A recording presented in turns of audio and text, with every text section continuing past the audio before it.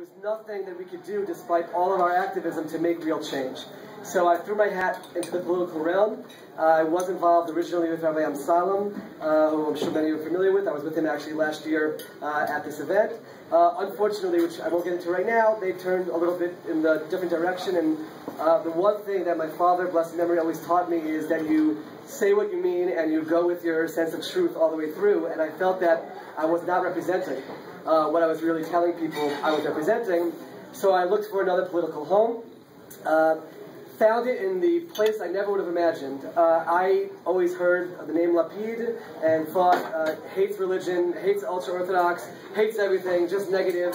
And a good friend of mine, who's now my chief of staff, sent me a video which all of you should watch if you haven't seen it. It's Yair Lapid at Kiryat Ono.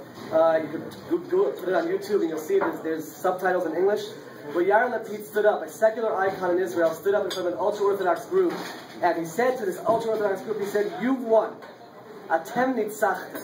You won." What did that mean? He said when the state of Israel was founded, there was a battle. There was a secular side which wanted a completely secular state.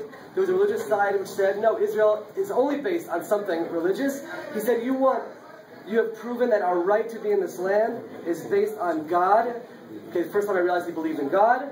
Based on our Tanakh, based on our history, based on our traditions as a people, and now let's work together.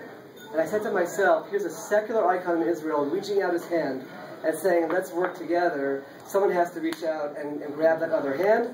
And I did so. Rav Shai Peron, who's the number 2 in the party, did so. Aliza Laviv, who's also now a Chaver Knesset with the party, did so. And an amazing, amazing thing started happening. As this party developed, all of a sudden, my dream, which was people from all backgrounds and walks of life working together, started happening. And as Yair likes to say, we agree about 80% of the issues. We agree about them.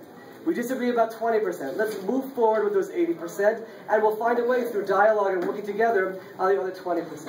And during the campaign, I was part of an amazing process, which gets to tonight's topic, where from Yael German, who's from the Meretz Party originally, the mayor of Herzliya, to Ruth Calderon, who many of you might be familiar with. She started secular Batei Midrashim throughout Israel. To Aliza, to myself, to Rav Peron, we worked on a document called Religion and State.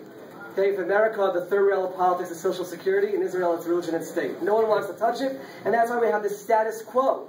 No one wants to touch it, no one wants to deal with it, and governments both left and right have allowed Shas and others just to govern whatever happens here, and we said it's time to make a change. We were open about it during the campaign. We didn't hide our intentions. And sure enough, the voters spoke, and we ended up with 19 seats and the second largest party in the Knesset. And I'm here to tell you that all these wonderful people who run these amazing organizations, I believe, finally have an address in the Israeli parliament to actually get things done. And we're going to do that. The Prime Minister has a decision to make, and I'll end with this. He has a decision to make right now.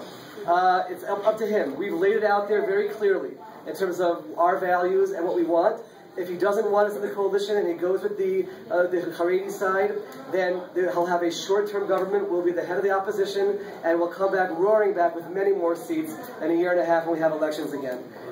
If he doesn't want to go that way, he takes us in, we will work together, and we will make real changes in terms of general studies in the ultra-Orthodox world, which I come from that world, and I understand the role that will play in terms of making things more moderate, real change in terms of a draft, and it brings equality in national service, and yes, real change in terms of religion and state. I'm standing here as someone who is Orthodox and very passionate about my Orthodoxy. I am.